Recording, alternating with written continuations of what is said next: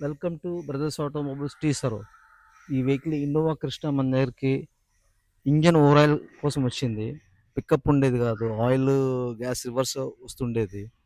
So customer మాటల్లో మనం ఈ సర్వీస్ చేసింది ఎలా ఉంది, టెస్ట్ డ్రైవ్ చూసి తీసుకున్నారు ఎలా ఉందో మనం కస్టమర్ మాటల్లో ఫీడ్బ్యాక్ తీసుకుందాం మనం. సార్, ఈ వెహికల్ మన దగ్గరికి సర్వీస్కి తెచ్చారు కదా, హ్మ్. ఇంజన్ ఓవరాయిల్ చేయించడానికి. అవును. సో ఇది ఇంతకుముందు మీకు ఎవరైనా రిఫరెన్స్ ఇచ్చారా, లేకపోతే ఏదైనా? అన్ అంటే నేను చూసాను.